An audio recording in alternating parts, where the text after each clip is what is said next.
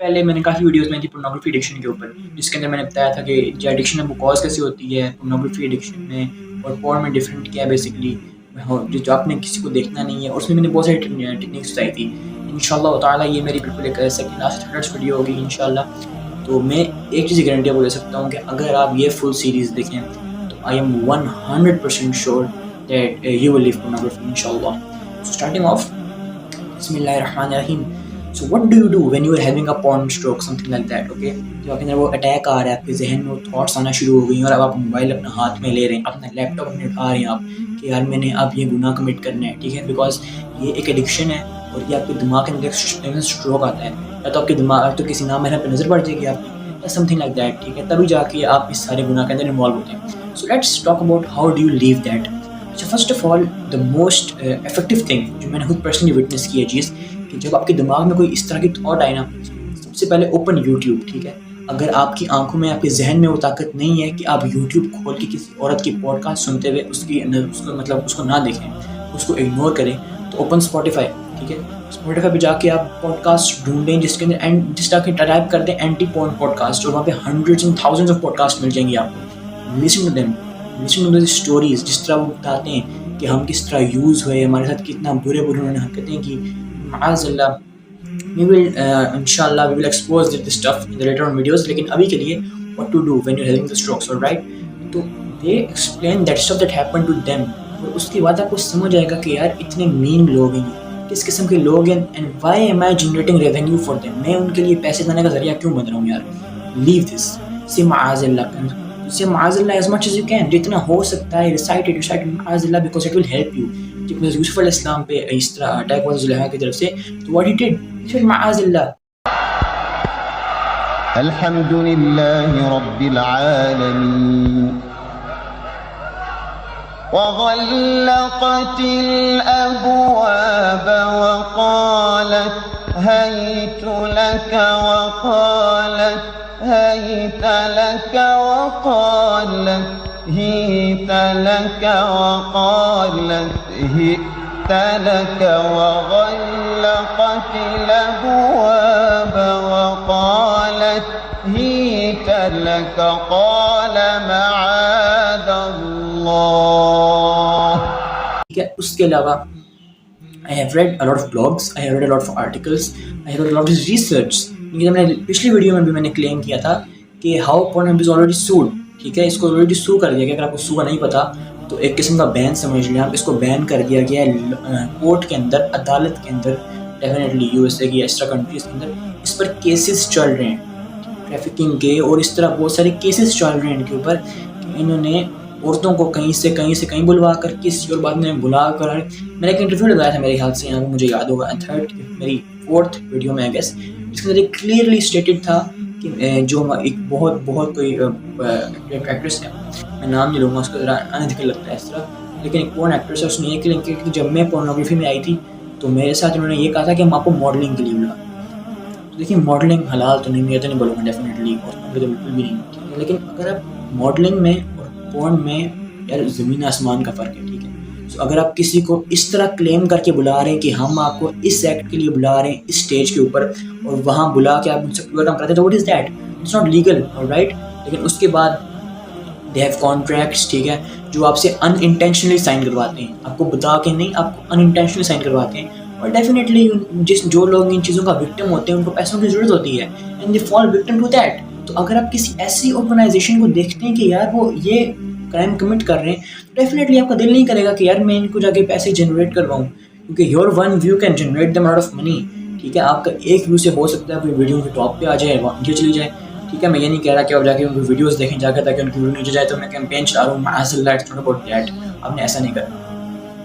اس کے علاوہ 30 اور 10 days of ذوالحج، یہ ایک بہت بلیسڈ ڈیز ہیں. انشاءاللہ میرے دعویٰ چینل کے اوپر اس پہ ڈیٹیل میں ویڈیو آئے گی کہ how can you get the best out of these 10 days. ان پہ 9 ذوالحج پہ روزہ رکھنے کا بہت بڑا اجر ہے. تو انشاءاللہ اس میں ویڈیوز ملیں گے. اس کے بعد نبی صلی اللہ علیہ وسلم کی ذہن میں حدیث آ رہی ہے کہ جب انسان کوئی گناہ کرتا ہے تو اس کے دل کے اوپر ایک مہر لگا دی جاتی ہے، پھر اس کے بعد دوبارہ وہ گناہ کرتا ہے، دوبارہ وہ مہر لگا جاتی ہے، اور انلیس وہ کرتا رہتا ہے اس کے دل کے اوپر مزید اس طرح کی مہریں لگتی رہتی ہیں.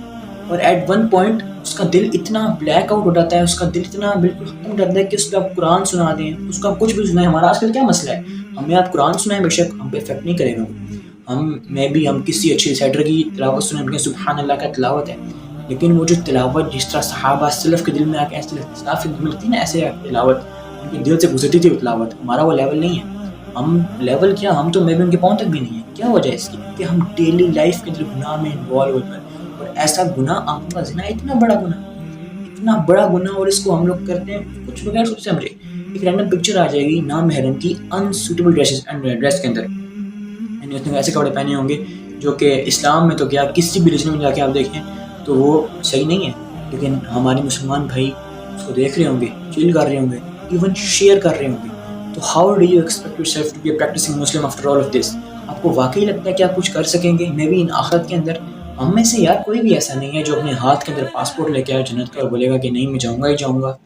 برو دس از ناٹ اے جوک. آپ اس کو میں بھی مذاق میں لیتے ہوں کہ یار میں نے ایک نہ ایک دن کہیں پہنچ ہی جاؤں گا زندگی کے اسٹیج کے اوپر, یا پھر میں بھی جب ہوں گا 60 سال کا. ہمارا بیسکلی پلان کیا ہے, شیطان نے ہمارے وہاں کیا انپٹ کیا ہے کہ جب 60 سال کا ہوں گا یا 65 سال کا ہوں گا تو بس ایک حج کروں گا, سارے گناہ معاف, پھر اس حج کے بعد میں روزے رکھا کروں گا سارے, اور گانے شانے چھوڑ کے سب کچھ ختم کر کے بس نیک اللہ کروں گا, اور دنیا میں نے مزہ کر لیا اور آخرت میں ہی مزے کر لوں گا. ریئلی برو, اگر یہ اتنا آسان تھا تو ہمارے انبیاء, ہمارے نبی کریم صلی اللہ علیہ وسلم, ہمارے صحابہ, انہوں نے کیوں دنیا تک نہ لگایا اتنا؟ انہوں نے کیوں حضرت خباب رضی اللہ عنہ کے کمر کے اوپر کوئلے لگائیں گے؟ کیوں لگائیں گے؟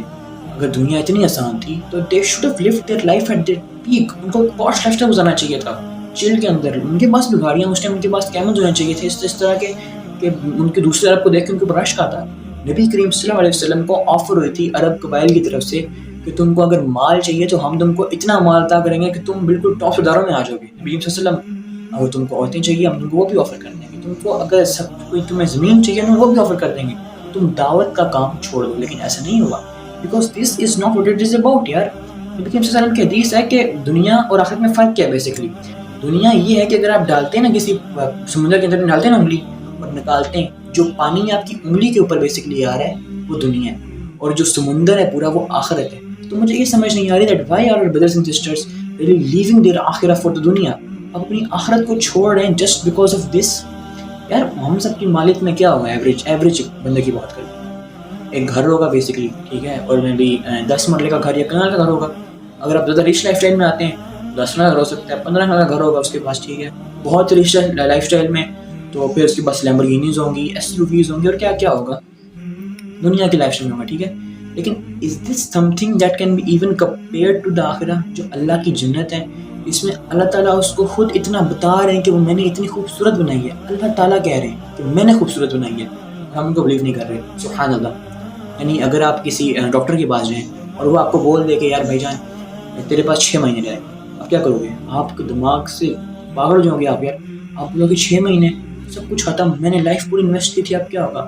تو اب 6 مہینے میں سب کچھ لگائیں گے. آپ بولیں گے میرا موبائل اللہ کی راہ میں نے دے دیا, میں نے گھر چلنا فیملی کے پاس ہو جائے گا. آپ بولیں گے میں نے کپڑے سارے اللہ کی راہ میں دے دیے, ٹھیک ہے, سب کچھ ڈونیٹ کر دیا. نمازیں کیا, جو ایکسٹرا دہات بڑھ جا کے آپ نے ہر نماز آپ نے جا کے پڑھی, آپ نے جو نمازیں فرض تھی وہ تو پڑھی, آپ نے نفل ادا کرنا شروع کر دیے.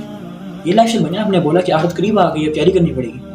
لیکن ہم ڈاکٹر پہ یقین کر لیتے ہیں لیکن اللہ پہ یقین نہیں کرتے. اللہ نے فرما دیا کل نفس ذائقۃ الموت, تم میں سے ہر بندے کو موت آنی ہے. لیکن پھر بھی ہمیں تو اس وقت پہ یقین نہیں ہوا کہ یار ہم لوگ بیسکلی اتنا ٹرکڈ ہو گئے دنیا کو دیکھ کے, دنیا کو صبح شام دیکھ کے, یار اس میں کچھ ہے. بیسکلی ہم نے آخرت کو پڑھا نہیں ہے, ہم نے انبیاء کو پڑھا ہے. یہی ریزن ہے کہ ہمیں دنیا اٹریکٹ کرنا شروع ہو گئی ہے. تو دیٹس فار دس ایپیسوڈ. جزاک اللہ خیران, فی امان اللہ, بارک اللہ. لا إله إلا الله.